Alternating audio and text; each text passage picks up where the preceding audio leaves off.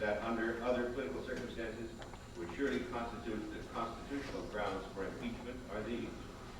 The President and his top officials pressured the Central Intelligence Agency to put together a national intelligence estimate on Iraq's nuclear weapons that both the administration and the agency knew to be patently dishonest. They then used this false NIE to justify an American war of aggression. After launching an invasion of Iraq, the administration unilaterally reinterpreted international and domestic law to permit the torture of prisoners held in Abu Ghraib prison in Baghdad, at Guantanamo in Cuba, and in other secret locations around the world. Nothing in the Constitution, least of all the Commander-in-Chief Clause, allows the President to commit felonies.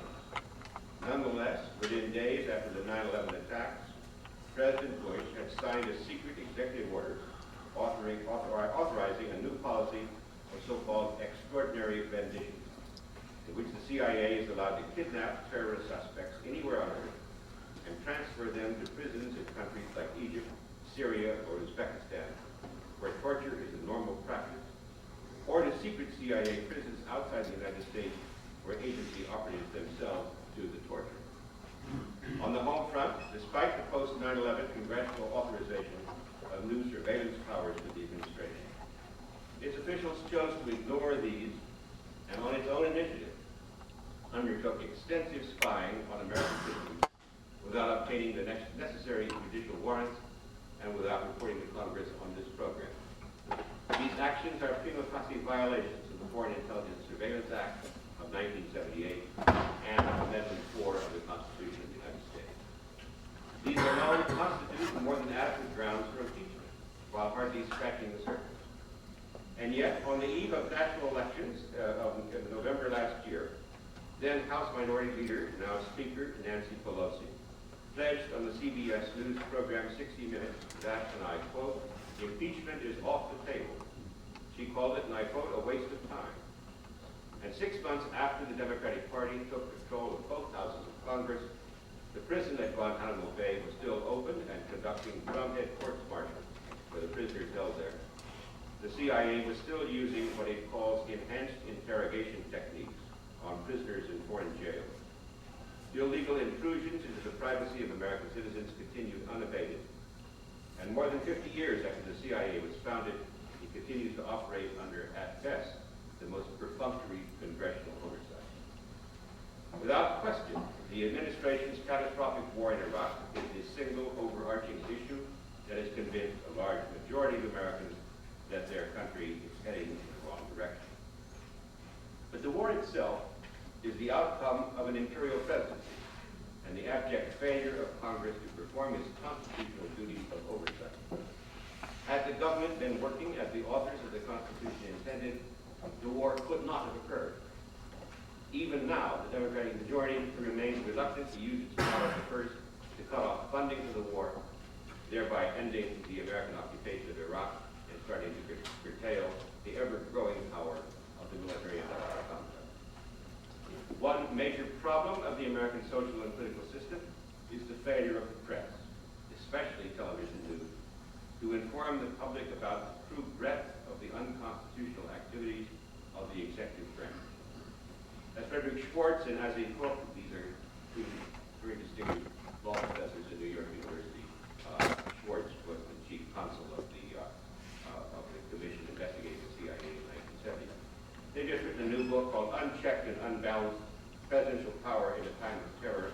They observe, for the public to play its proper checking role at the ballot box, citizens must know what is done by the government in their name. Instead of uncovering administration lies and manipulations, the media actively promote it. Yet the First Amendment to the Constitution protects the press precisely so that it can penetrate the secrecy that is the bureaucrat's most powerful self-protective weapon. As a result of this failure, the democratic oversight of the government by an actively engaged citizenry did not and could not occur. The people of the United States became mere spectators as an array of ideological extremists, vested interests, and foreign operatives, including domestic neoconservatives, Ahmed Chalabi and his Iraqi exiles, the Israeli lobby, the petroleum and automobile industries, war warmongers and profiteers allied to the military-industrial complex, and the entrenched interests of the professional military establishment essentially hijacked the government. Some respected professional journalists do not see these failings as the mere result of personal turpitude, but rather as deep structural and cultural problems within the American system as it exists today. In a recent interview, Seymour Hersh, for 40 years one of America's leading investigative reporters, just to remind you, he was of course the one who discovered and reported on the My Lai massacres in Vietnam.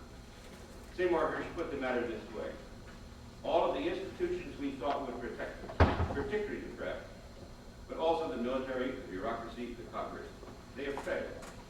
So all the things that we expect would normally carry us through didn't. The biggest failure, I would argue, is the press, because that's the most glaring. Hersh's interview then asked, what can be done to fix the situation? There was a long pause, and Hersh replied, you'd have to fire or execute 90% of the editors in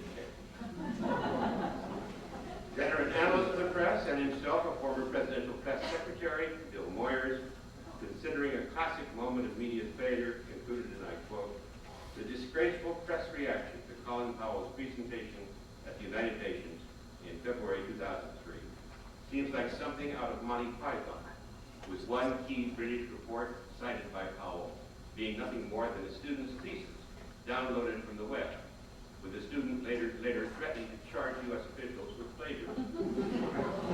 As a result of such multiple failures, the executive branch easily misled the American public. Of the failings mentioned by Hersh, that of the military is particularly striking, resembling as it does the failures of the Vietnam era 30-plus years earlier. One would have thought the High Command had learned some lessons from the defeat of 1975. Instead, it went to war against Iraq, pumped up by propaganda that the United States was, and I quote, the indispensable nation, the lone superpower, the victor in the Cold War, a new Rome possessing full spectrum dominance, and an unquestioned military colossus athwart the world. This was hubristic nonsense that was certain to get the country into deep trouble, as it actually did. Instead of behaving in a professional manner, our military invaded Iraq with far too small a force, failed to respond adequately when parts of the Iraqi army and the Ba'ath Party went underground, tolerated an orgy of looting and lawlessness throughout the country, disobeyed orders and ignored international obligations, including the obligation of an occupying power to protect the facilities and treasures of the occupied country, especially in this case, Baghdad's National Museum and other archaeological sites of untold historic value. And they incompetently fanned the flames of an insurgency against our occupation, committing numerous atrocities against unarmed Iraqi civilians. According to Colonel Basevich again, quote, next to nothing can be done to salvage Iraq. It no longer lies within the capacity of the United States to determine the outcome of events there. Our former ambassador to Saudi Arabia, Chaz W. Freeman, says that President Bush's recent surge strategy, the reinforcement of failure is a poor substitute for its correction. Symbolically, a certain sign of the disaster to come in Iraq arrived via an April 26th posting from the courageous but anonymous Sunni woman who has, since August 2003, published the indispensable blog, Baghdad Verdict. Her family, she reported, was finally giving up and going into exile, joining up to 2 million of her compatriots who have left the country. In her final dispatch, she wrote, and I quote, there are moments when the injustice of having to leave your country simply because an imbecile got it into his head to invade it is overwhelming. It is unfair that in order to survive and live normally, we have to leave our home and what remains of family and friends, and to what? Retired General Barry McCaffrey, commander of the 24th Infantry Division in the First Iraq War, and a consistent cheerleader for Bush strategies in the Second, recently radically changed his tune. He now says, and I quote, no Iraqi government official, coalition soldier, diplomat, reporter, foreign NGO, nor contractor can walk the streets of Baghdad, nor Mosul, nor Kirkuk, nor Basra, nor Tikrit, nor Najaf, nor Ramadi without heavily armed protection. In a different context, General McCaffrey has concluded, and I quote, the U.S. Army is rapidly unraveling. Even military failure in Iraq is still being spun into an endless web of lies and distortions by the White House, the Pentagon, military pundits, and the now routine reporting of propagandists disguised as journalists. For example, in the first month of 2007, rising car bomb attacks in Baghdad were making a mockery of Bush administration and Pentagon claims that U.S. troop escalation in the capital had brought about, quote, a dramatic drop in sectarian violence. The official response to this problem? The Pentagon simply quit including deaths from car bombings in its counter-sectarian category. It has never attempted to report civilian casualties publicly or accurately. Since August 2003, there have been over 1,050 car bombings in Iraq. One study estimates that through June of last year, the death toll from these alone has been a staggering 78,000 Iraqis. The war and occupation George W. Bush unleashed in Iraq has proved unimaginably lethal for unarmed civilians. But reporting the true levels of lethality in Iraq, or the nature of the direct American role in it, was, for a long time, virtually taboo in the U.S. media. As late as October of last year, the Journal of the British Medical Association, The Lancet, published a study estimating that since March of 2003, at the time of our invasion, there were some 601,027, let me read that number again, 601,027 more Iraqi deaths from violence than would have been expected without a war. The British and American governments at first dismissed the findings, claiming the research was based on faulty statistical methods, and the American media ignored the study, played down its importance, or dismissed its figures. On March 27th of this year, however, it was revealed that the chief scientific advisor to the British Ministry of Defense, Roy Anderson, had at the time offered a more honest response. The methods used in the study were, he wrote, close to best practice. Another British official described them as a tried and tested way of measuring mortality in conflict zones. Over 600,000 violent deaths in a population estimated last year at 26.8 million amounts to 1 in every 45 individuals. This is a made-in-America human catastrophe. One subject that the government, the military, and the news media try to avoid like the plague is the racist and murderous culture of rank-and-file American troops when operating abroad. Partly as a result of the background racism that is embedded in many Americans' mental makeup and the propaganda of American imperialism that is drummed into recruits during military training. They do not see assaults on unarmed ragheads or hajis as murder. The cult of silence on this subject began to slip only slightly this month, May of this year, when a report prepared by the Army's Mental Health Advisory Team was leaked to the San Diego Union Tribune. Based on anonymous surveys and focus groups involving 1,320 soldiers and 447 Marines, the study revealed that only 56% of soldiers would report a unit member for injuring or killing an innocent non-combatant, while a mere 40% of Marines would do so.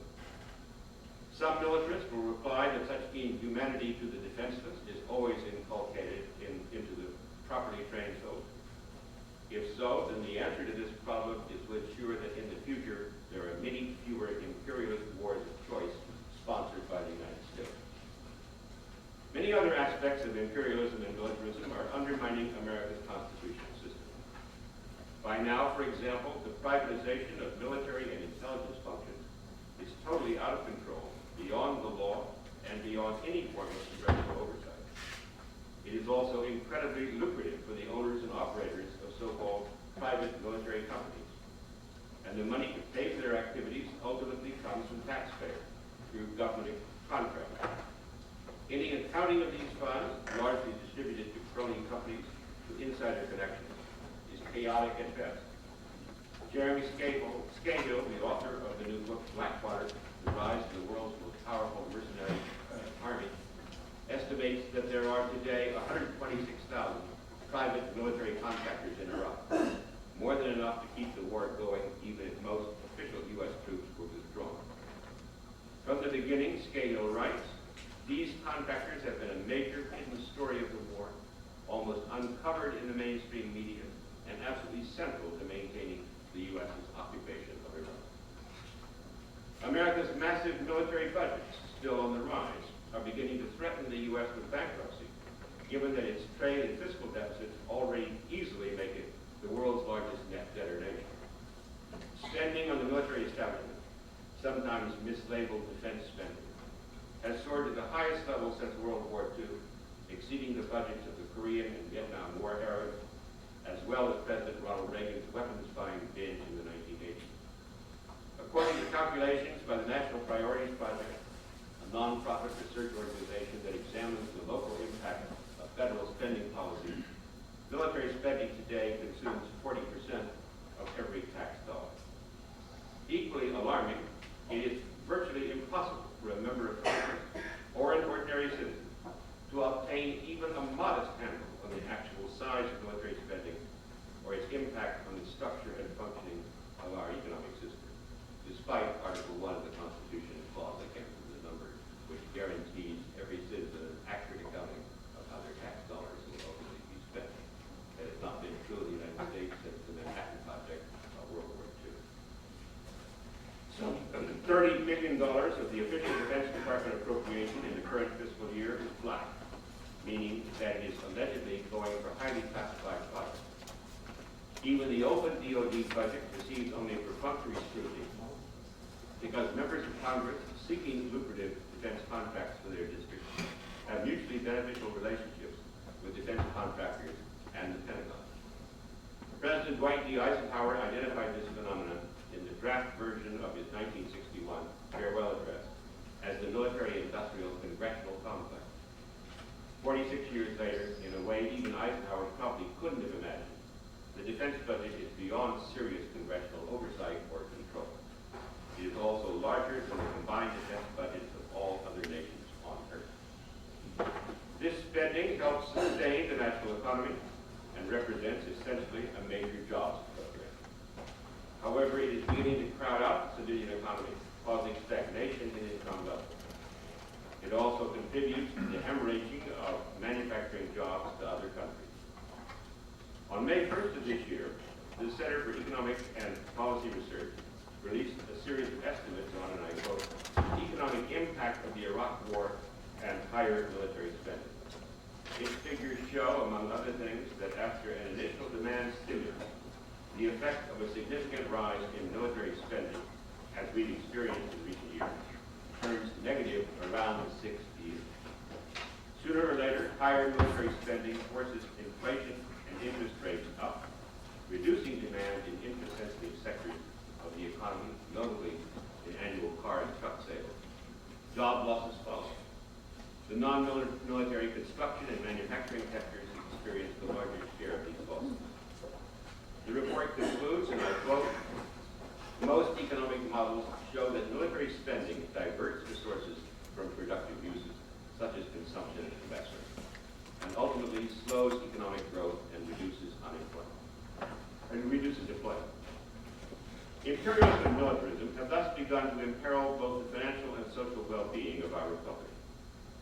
What the country desperately needs is a popular movement to rebuild the constitutional system and subject the government once again to the discipline of checks and balances. Neither the replacement of one political party by the other, nor protectionist economic policies aimed at rescuing what's left of our manufacturing economy will correct what has gone wrong. Both of these solutions fail to address the root cause of our national decline. I believe that there is only one solution to the crisis we face. The American people must make the decision to dismantle both the empire that created in their name and the huge and still growing military establishment that undergirds it. It is a task at least comparable to that undertaken by the British government when, after World War II, it liquidated the British Empire. By doing so, Britain avoided the fate of the Roman Republic, becoming a domestic tyranny and losing its democracy, as would have been required if it had continued to try to dominate much of the world by force. Never have any doubt about it. Imperialism is a pure form of tyranny. It never rules by consent. Certainly it never did any day in the British Empire. For the U.S., the decision to mount such a campaign of imperial liquidation may already come too late. deeply entrenched interests of the military-industrial complex. To succeed, such an endeavor might require a virtually revolutionary mobilization of the American citizenry, one at least comparable to the civil rights movement of the 1960s.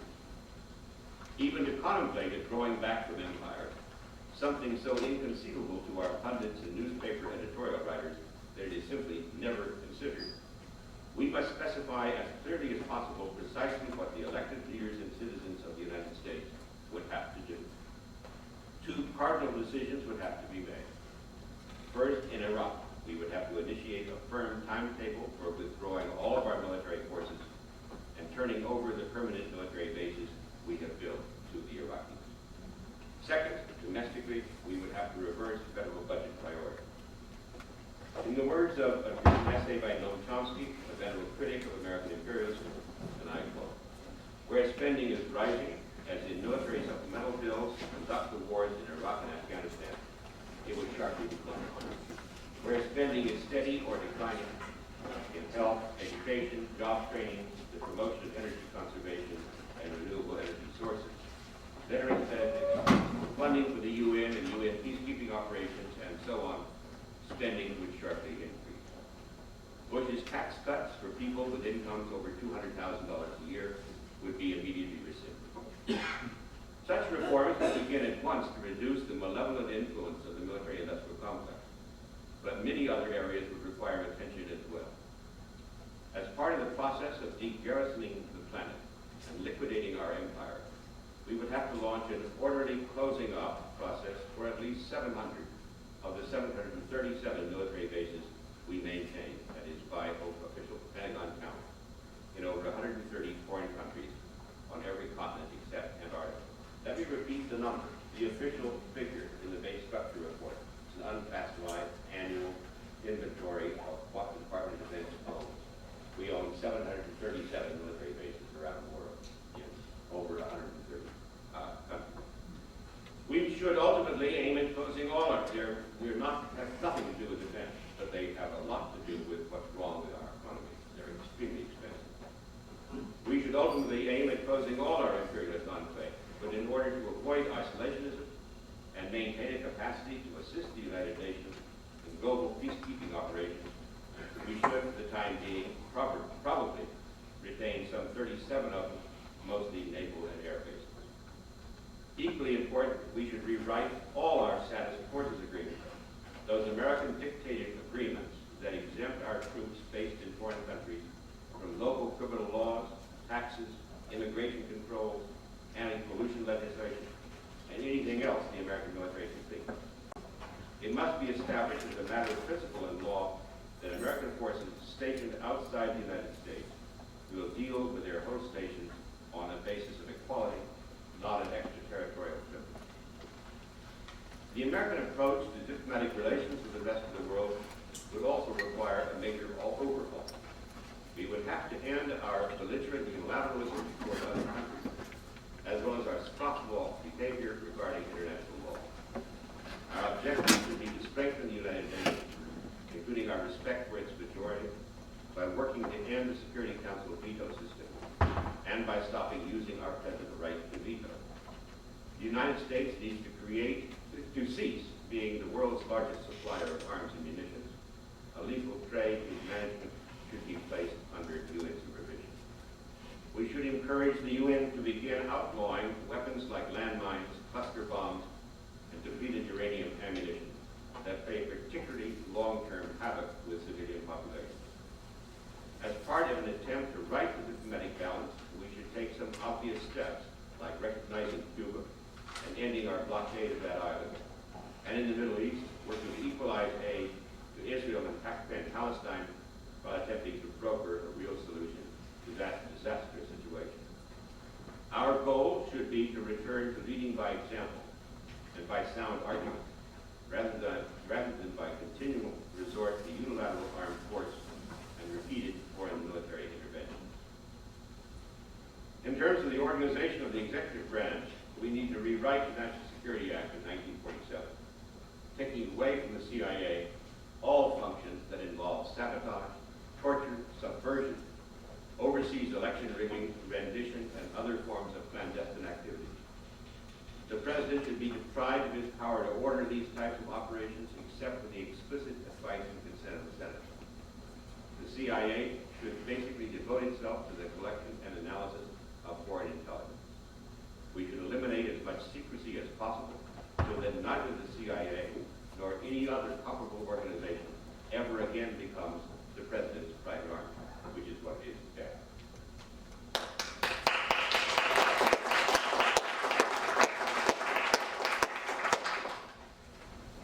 In order to halt our economic decline and lessen our dependence on our trading partners, the United States must cap its trade deficits through the perfectly legal use of tariffs in accordance with the World Trade Organization's rules, and it must begin to guide its domestic market in accordance with a national industrial policy, just as the leading economies of the world, particularly the Japanese and Chinese ones, do as a matter of routine. Even though it may involve trampling on the vested interests of American universities' economics department, there is simply no excuse for a continued reliance on an outdated doctrine of free trade. Normally, a proposed list of reforms like this would simply be rejected as utopian. I understand this reaction. I do want to stress, however, that failure to undertake such reforms will mean condemning the United States to the fate that befell the Roman Republic and all of their empires since then. That is why I gave my book, Nemesis, the subtitle, The Last Days of the American Republic. When Ronald Reagan coined the phrase evil empire, he was referring to the Soviet Union. And I basically agreed with him that the USSR needed to be contained and checkmated. But today it is the US that is widely perceived as an evil empire, and world forces are gathering to stop us. The Bush administration insists that if we leave Iraq, our enemies will win, or even more improbably, follow us home. I believe that if we leave Iraq and our other imperial enclaves, we can regain the moral high ground and disavow the need for a foreign policy based on preventive war. I also believe that unless we follow this path, we will lose our democracy, and then it will not matter much what else we do. In the immortal words of Poco, we have met the enemy, and he is up. Thank you very much.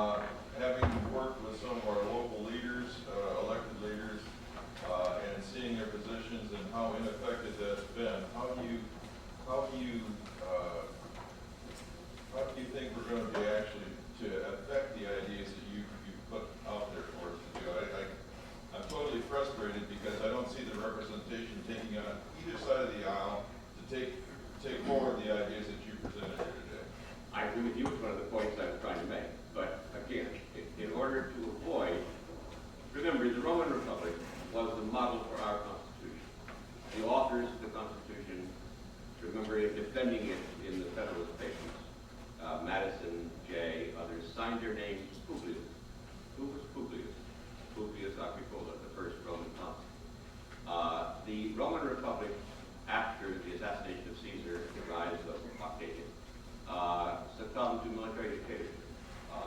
The Roman democracy, which was the first large-scale experiment in democratic government anywhere, disappeared and disappeared for well over 1,000 years. That's all I'm trying to do is to warn the public what they're about to lose and what it's going to mean to them if they do. The cause of the end of the Roman Republic was the Roman Republic. The empire that the Roman Republic had rather inadvertently acquired around the Mediterranean, and the requirement, the inescapable requirement that imperialism requires militarism. It requires a standing army. It's the army that acquires the empire. It's the army that protects the empire. It's the army that expands it. And that totally changed the classical Roman world of citizen armies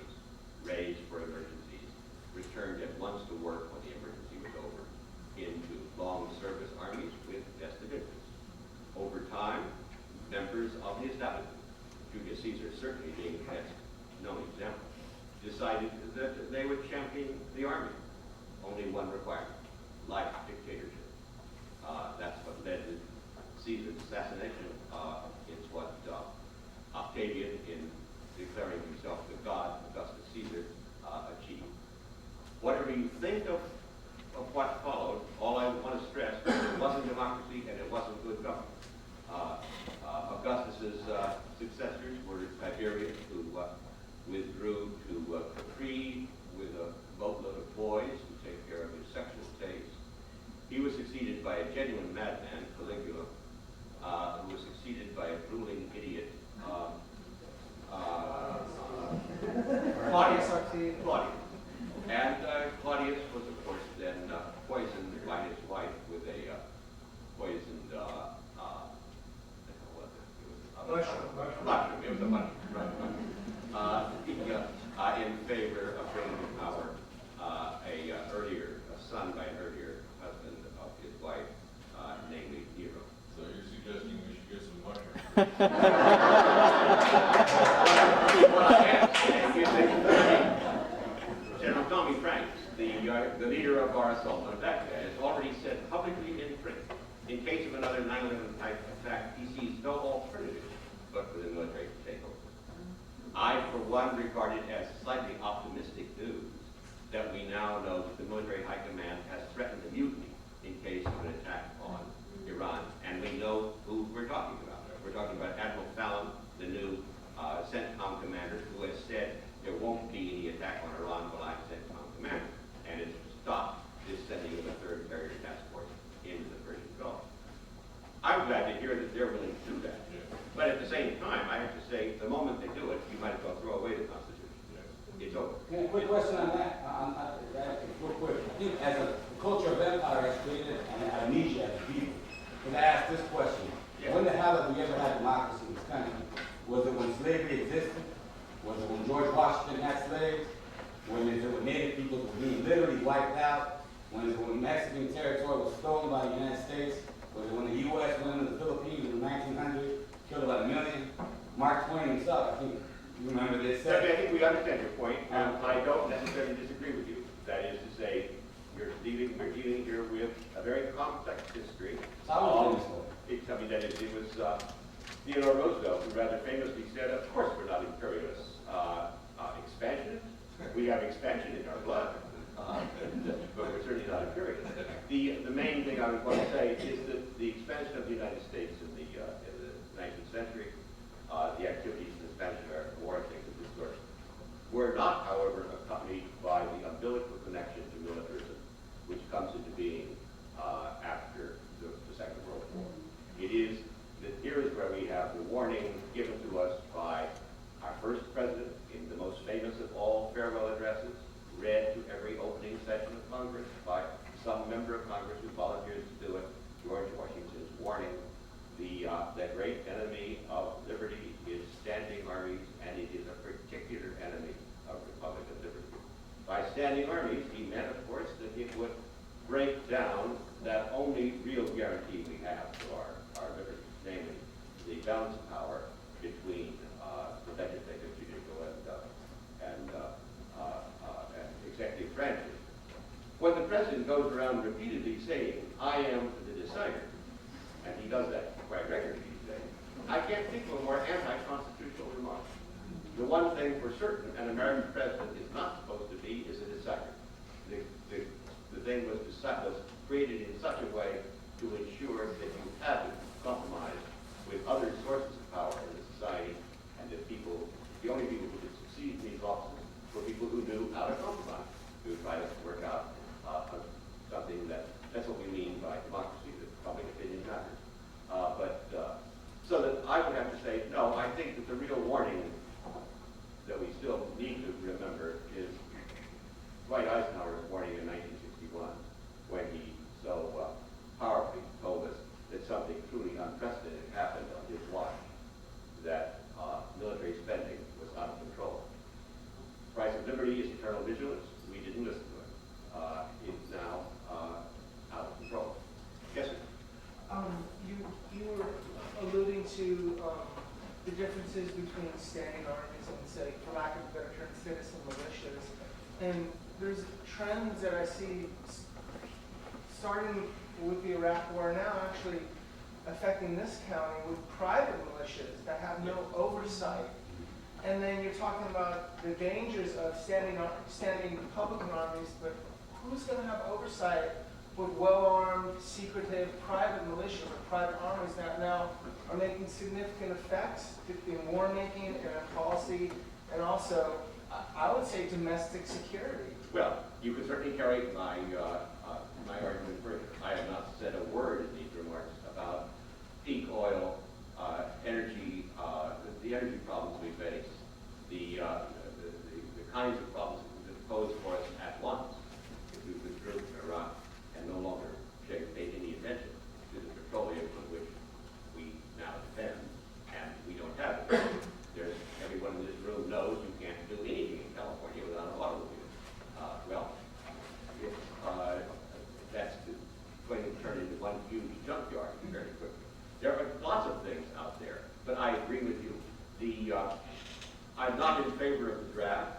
I served in the Navy back in the Korean War, in which it was an obligation to citizenship. One of the differences between that and, remember, service in the armed forces today is not an obligation to citizenship. It is a career choice by particular people who decide they want a life in the military. It has nothing to do with a citizen army, and it becomes less and less. That is, the profile of the armed forces today is less and less meshed with the world of the society at large. The one thing about the draft was that you knew what you were doing in the armed forces. You knew why you were there. You became very interested in whether your officers were lying to you. I was an officer of the Navy, and I can tell you we lied to them all. Whether your officers were lying to you, whether the strategy made any sense. It was a real check on militarism. Today, that is lost. That is, in 1973, we discovered accurately in this country that the draft was being extremely unequitably applied. Do you know the number of Yale graduates killed in Vietnam? One. We know who he is, the naval aviator. We've often asked, how in the hell did he not get the word? If he just simply worked longer on his dissertation at Yale. Let me just finish the point I've been trying to make here. Knowing that it was inequitably applied, in our wisdom we decided not to apply it equitably, but to abolish it. That's one of the checks against American militarism went right there. Let me ask other people for a question. Yes. It occurs to me that we can blame a lot of people for the situation we find ourselves in, corporations, politicians, and everyone. But it seems to me at the bottom is the failure of the people that live here in the country, and a failure to use their analytical powers to evaluate the situation. I think it's made difficult to do that because you have media which is filling their minds with trivia and distracting them from what really may be important. And it seems to me, I'd like to say the educational system fails in that it encourages people to look outward from themselves for answers to all their questions. When really, in my opinion, the educational system should teach you to take all the information in and analyze it with your own reason and with your own experience, and then make a decision. Well said. There's no question that the check that is not at work today is the informed citizen. That is the elementary oversight of the government. The rather famous remark of Benjamin Franklin when accosted by a woman outside of the convention center in Philadelphia in 1787 said, "Mr. Franklin, what have you been doing?" Said, "We've been creating a republic, my dear, if you can keep it." Now, what he meant by that, he went into detail on it. The check on the government is the active citizen. The active citizen can't be active if they can't get the news. And I'm just saying right now, secrecy has gone so out of control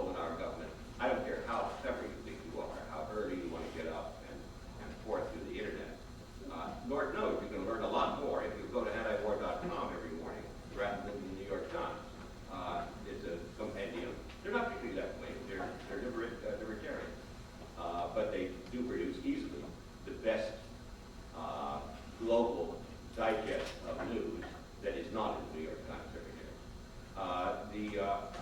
But you still, as I say, 40% of the defense budget is private. Nobody can see it, unless you're a uniformed military officer, or 2 or 3 patsy congressmen who are on the Armed Services Committee.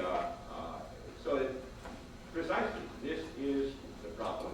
I think there are many other institutions that also have, and the citizens don't work very hard at it.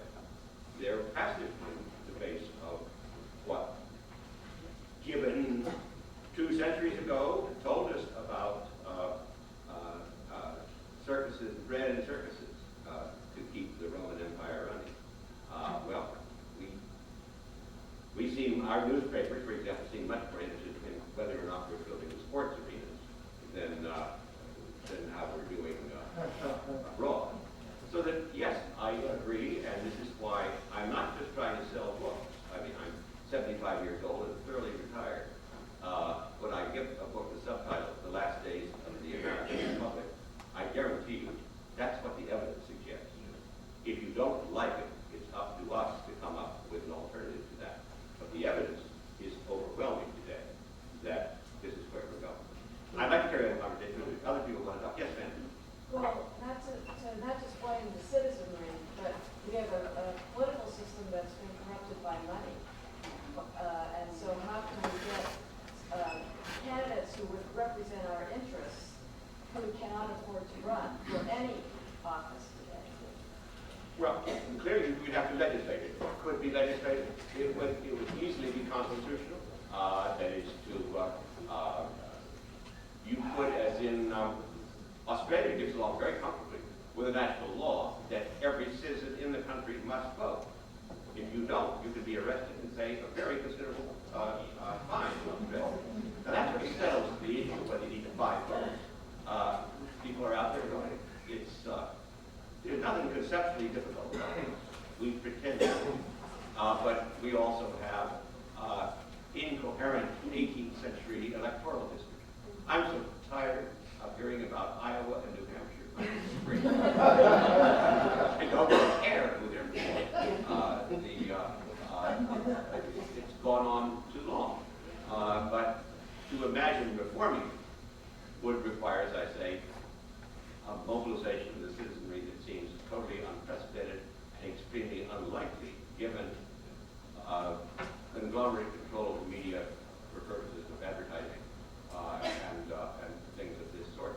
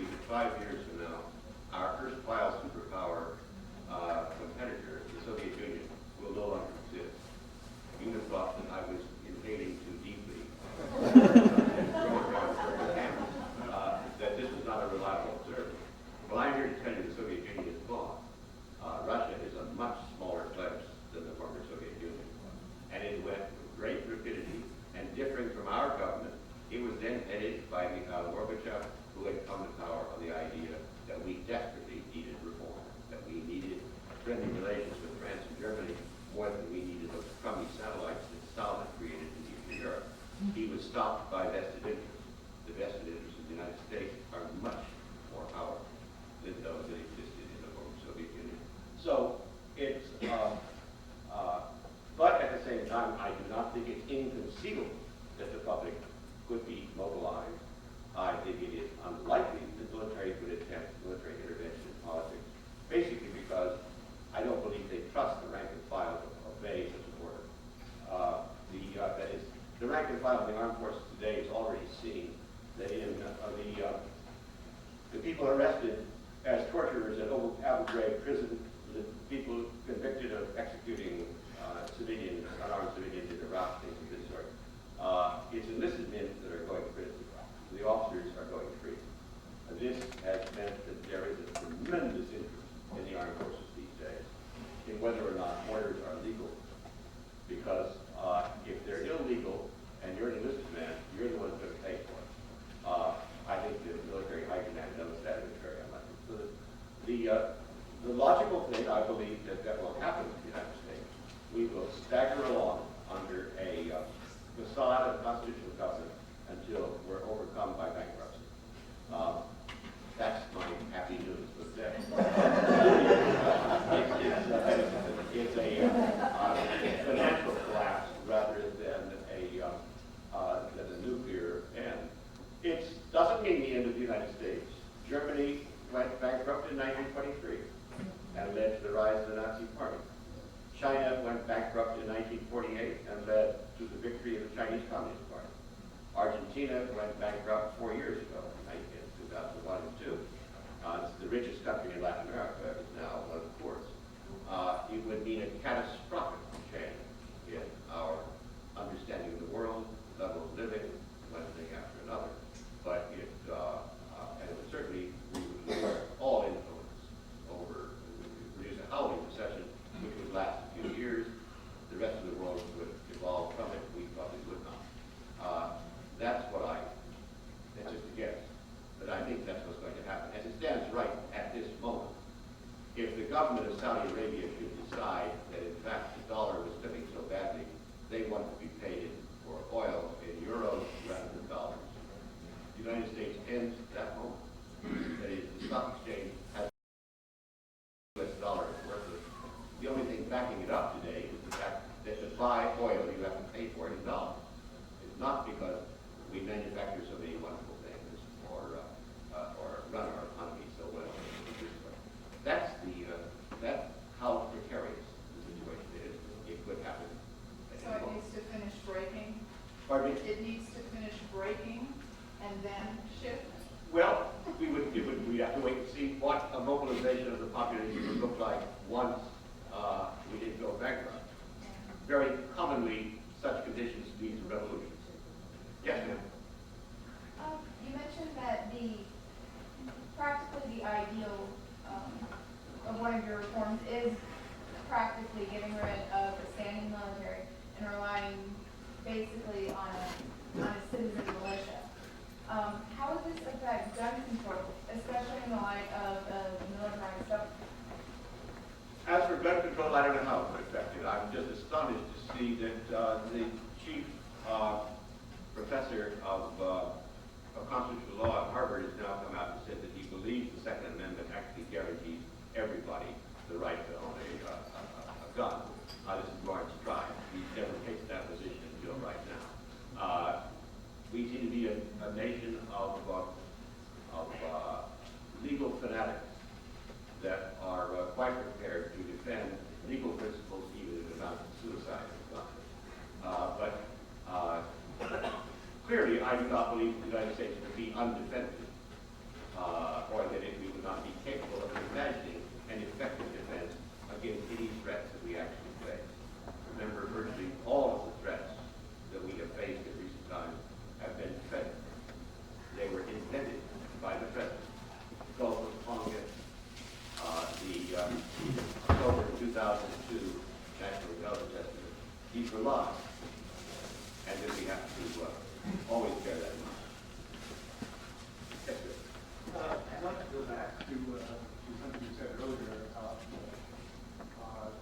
Do we have, or are we likely to get, hard evidence that the intelligence estimate, the weapons of mass destruction, and so on, that was cooked? I think myself that George W. Bush is so stupid that,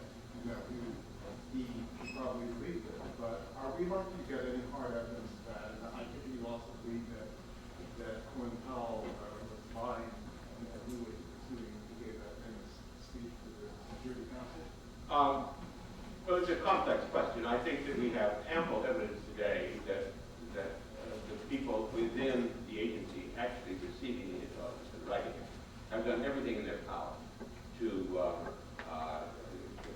reveal that they did not agree that this is what the intelligence told them. I just tell you an anecdote. On the back of my new book, Nemesis, I have a plug from a former colleague, Ray McGovern, who retired from the CIA and today head of something called, I can't remember exactly, but it's former CIA intelligence analyst for peace or something like that.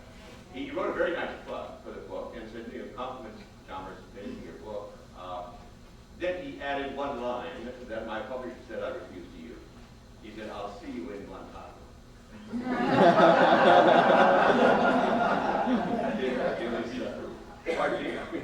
I don't believe that is the case, but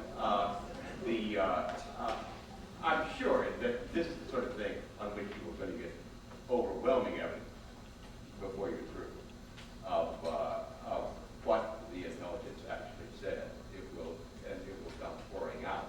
It really has already. It's out there, and there's no question that it was fake.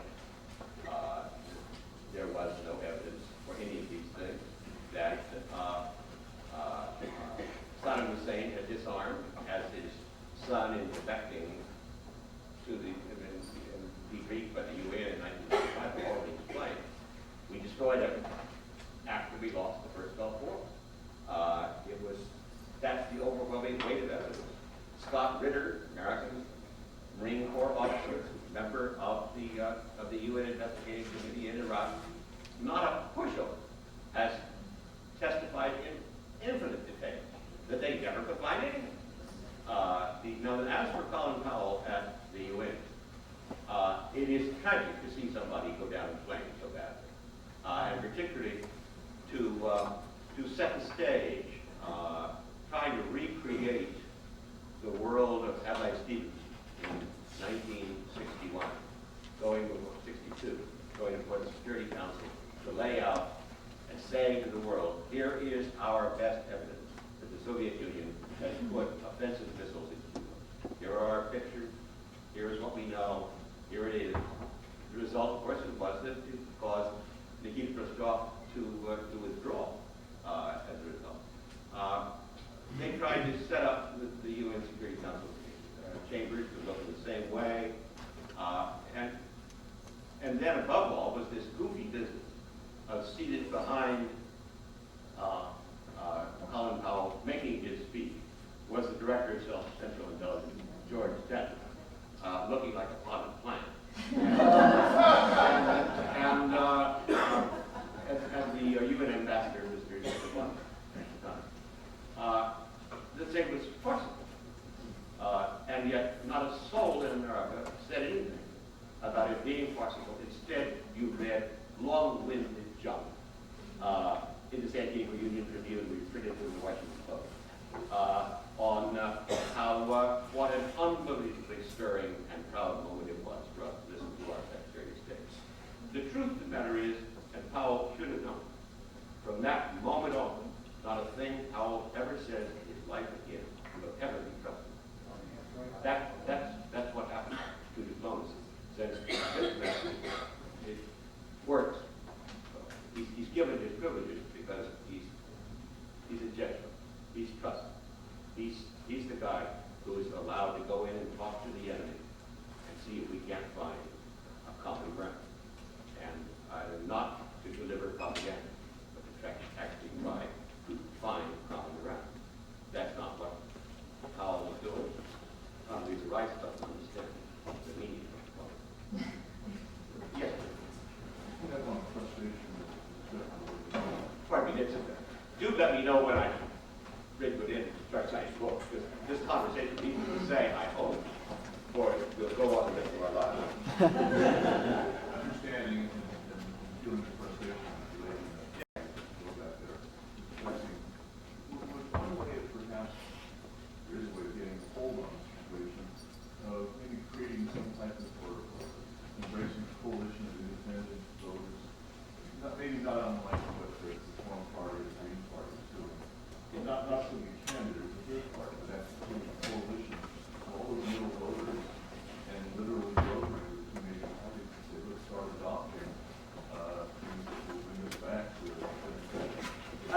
I think it's a perfectly logical way to go.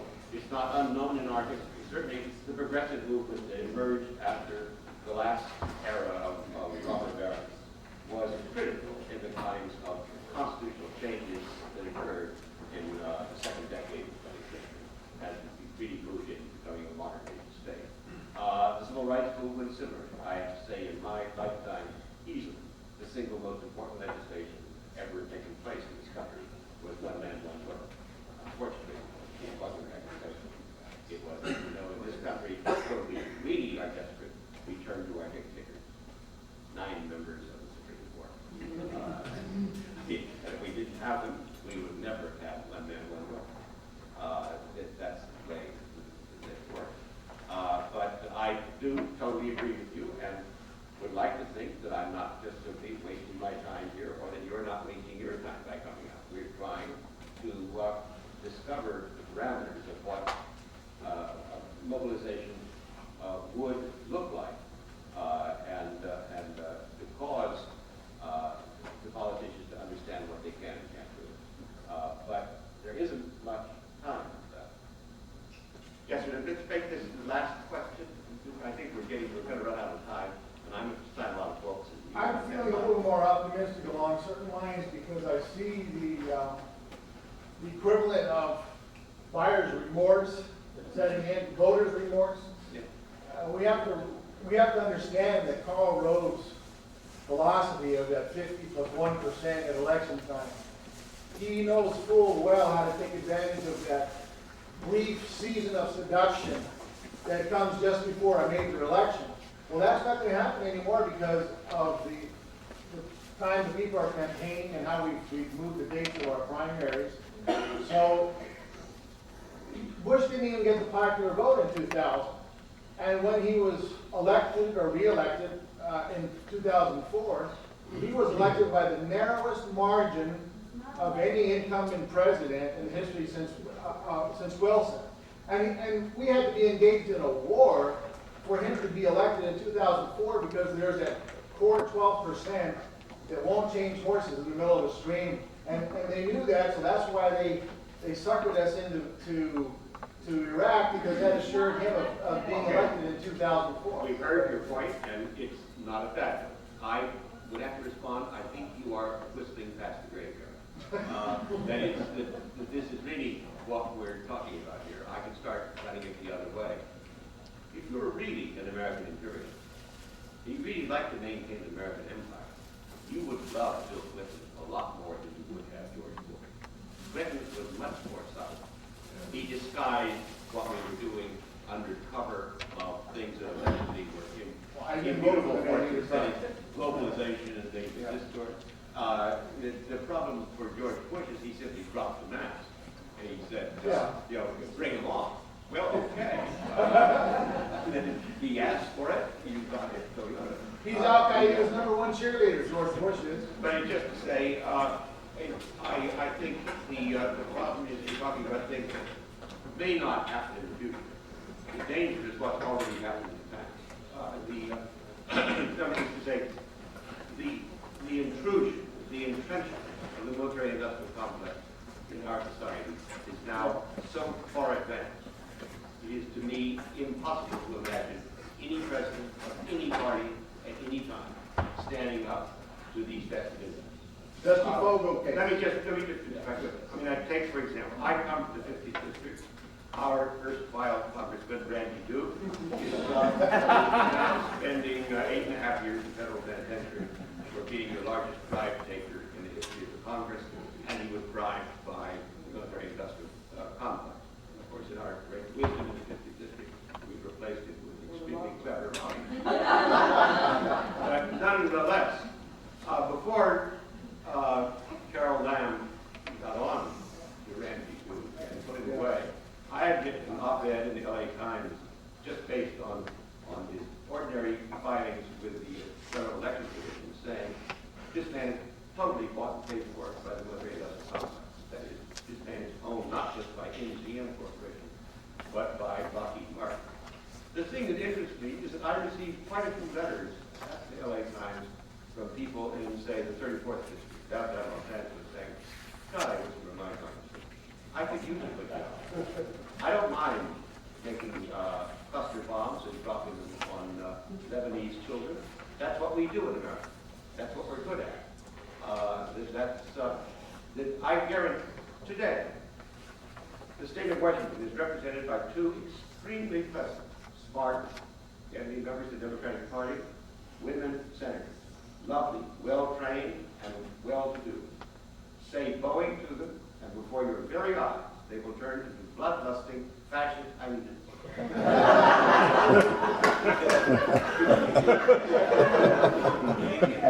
Jekyll and Hyde, that you wouldn't believe it unless you saw it.